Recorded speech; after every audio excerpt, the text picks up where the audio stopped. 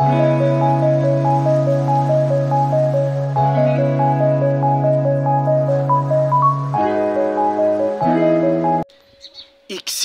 Beauté Loa TV, la chaîne de l'actualité. L'actualité. Ndeko eza ya koyinda na bana lemba eza vraiment ya koyinda. O bozomona ezali bongo marche ya ba comédien. Ba comédien ebele basali marche surtout mingi bana lemba. Alors lelo Exil Beauté Loa TV a memeli bino likambu oyo. Eloko nini oyo ezo leka. Mbote na bandeko nyonso obalanda biso, mbote na bandeko nyonso balanda Exil Beauté Loa TV. Vraiment bonjour, bonsoir, wana boyebi déjà et dépenda kaka na air oyo bokolanda émission na biso. Alors bandeko nanga soki ezambala liboso otombe na chaîne na biso, vraiment au s'abonner, au commenter, au liker, au partager et au sala malamu mingi. Oh bozomona ezali bongo président Gesho ye wana bozomona Gesho Rokambole ye wana bozomona président Gesho alata talate ye wana président Gesho ya mwasi na ye. Alors bana lemba basali marche, bana lemba en tout cas ba marcher vraiment. Pourquoi bana lemba ba marcher pour na centre culturel oyo ba pesa bango oyo ba tchana commune ya lemba oyo bandeko ebele basala ba répétition na bango wana oyo bandeko ebele so tolo ba bandeko to mona makalunga to mona Gesho to mona président Bodo donc to mona presque ba comédie ebele ba répétaka wana na centre wana.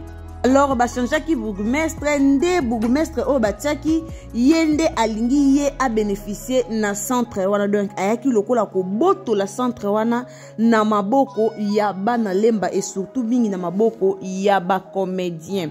Alors yango bomoni ba comédien ebile ba marché bana lemba mingi ba marché pour na minute au moins ba répéter exacté.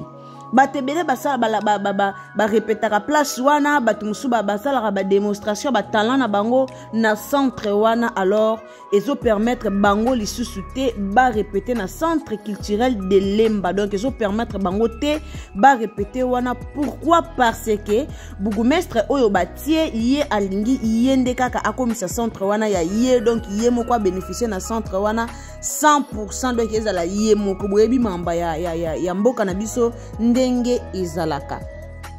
Alors yango bomoni ba comédien basala ki marche bana lemba vraiment ba marche ki obozomona ezali junior bana lemba ebele ba marche ki pona yango, donc balingi batikela bango centre na bango ndenge babandaki ko sala ndenge babandaki ko sala makam na bango batikela bango yango po ba Gesho bakendaki ko funda mais jusque là eloko ya malonga ezata. Alors tolanda ndenge bandeko ba déclarer ndenge bandeko ba lobby to bosana ba jemité to bosana pe ko s'abonner te. Merci. Ba jeune bozomona bango ne bakundaki pour que to gagner loko yo MA na commune ya biso ya lelo. Maintenant ba jeune to yokanaki to sala comité ezaka élu avec un mandat bien déterminé, ce qui mandait sili parce que si l'élection sous ba tous ba koti puis ba tous ba leki. Mais to ça ko kam biso to sali comité élu de manière illégale. Bayeko bengala biso, bayeko lungola biso. Et créer mutu ministre ayeko sa décision, ministre professeur dit que non, pas kangana nous activité, l'état toyo kanana ba konti. Ministre quoi ici ma décision, bayeko bouder ba saper décision du ministre. Le ministre Toloba va créer un comité parallèle pour les discuter sans alors qu'il y a un comité élu. Pour ça un mandat nango. Yango biso tolobi non. Namboka Fati Beton, on ne peut jamais accepter Bakamabongo. Si on acceptait hier, c'est ce pays dans la na jungle. Aujourd'hui, ce n'est pas le moment. C'est-à-dire qu'il faut défendre aux gens justes, aux gens nobles.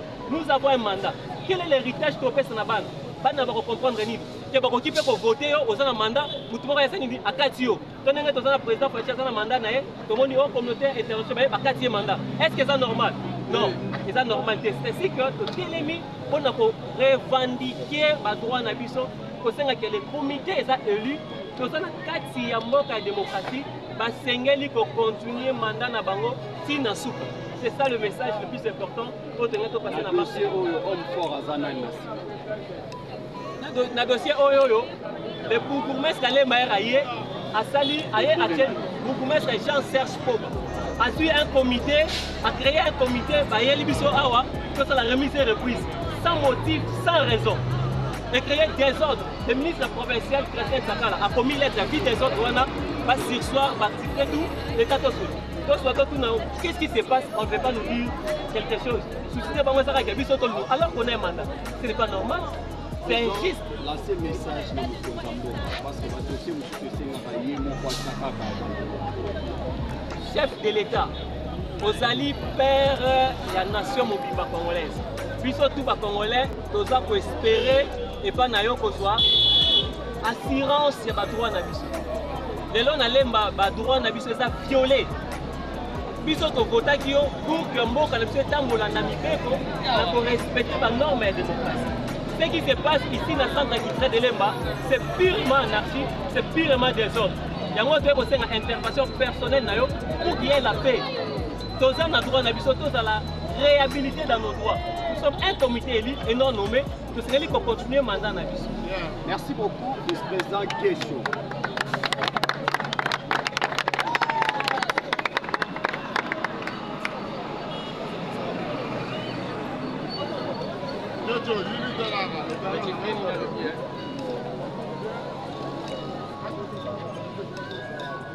C'est bon. Merci beaucoup. Nous avons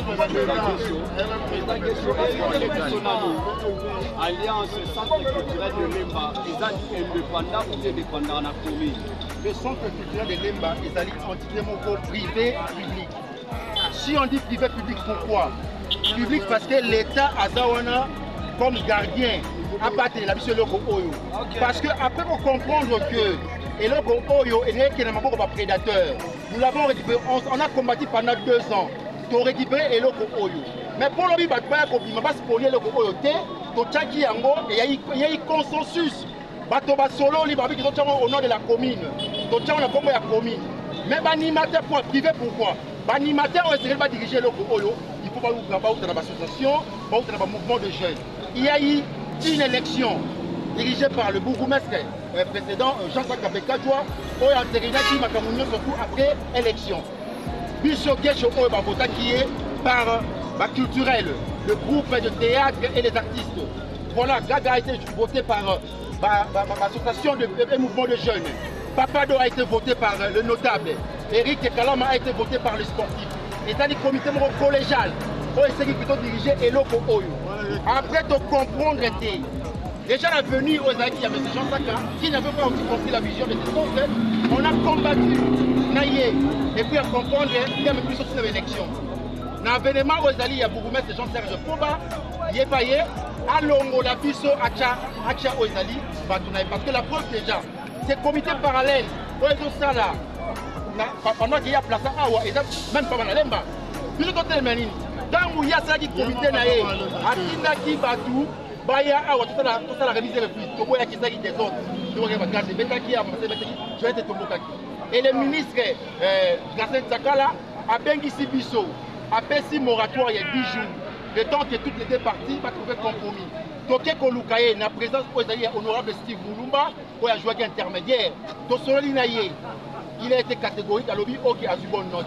Il y a pour la biso, pour la yasson de biso qui est Makamboza, ministre Gasset Sakala. Il y a un abandon pour Monitobi, pour une insubordination à la décision ministre. Parce que le ministre a directement chef de l'AIE. Il y a un voté ma décision ministre. Ah ou à l'activité de Salema. Pendant 5 ans, il y a un mythe qui est en 4 mois. Il y a une gestion, ingérence dans la catastrophe. Dans le ingérence dans la catastrophe, on à 15 000 $ par mois. Donc, Nengue espace Oyo et ça il faut dans 4 mois, c'est qu'il va coûter 60 000 $. Il faut voir que la jeunesse y est là, où est parti les 60 000 $. Parce que dans ma preuve déjà au mois de juin, j'ai débordé avec moi étant le vice-président chargé de l'administration et finances. Dans le mois de juin, il faut 3 100 $ et puis 85 $. C'est pour ça la mission. Ça, la catastrophe pour la image, il ne faut pas que tout le monde plafond. Les soucis en mobilisation, il faut monter la toilette. Pour la bombe au Kansaki, et puis on va parler de détournement. Ce n'est pas les deniers publics. On va parler de détournement. Et ça, c'est que l'État peut dire son bon moto chez Awa, ils sont détournés. Non, ce n'est pas un détournement. Par contre, on taxe son habit de confiance, mais où est l'habit de confiance? Et ça place Et c'est ça notre désarroi. Et puis, et si quand on est artiste, c'est répéter awa. Et ça, et si quand il y a artiste, et si quand il y a jeune, et si quand il y a sportif, voilà, ils sont déjà pour tout. Dans le cadre des activités autorisées sur le festival de la femme, pour mettre en piédestal la première dame, maman de Nyakero, et puis la maman Marc. Il y a des activités qui se passent ici. Il y a un ministre provincial. Il y a derrière aux alliés, c'est grâce à Sakala. Insubordination, il y a un moratoire il y a 10 jours. 10 jours, ils ont largement dépassé, donc il y a 4 mois. Puis c'est une réhabilitation et un comité élu. Le président de la République prône sur l'état des droits. Dans un pays où le président prône sur l'état des droits, donc Fachi n'a pas dit qu'on a voté pour vous.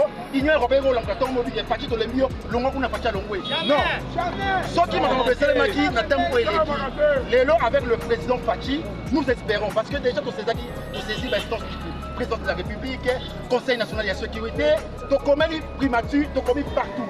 Et puis cette marche qui est une marche pacifique, nous vous signalons qu'il y a une série des activités. Sans qui solution soit mise, on va continuer avec les activités pour te retrouver aux alliés. Patron Abisso. Vive la jeunesse!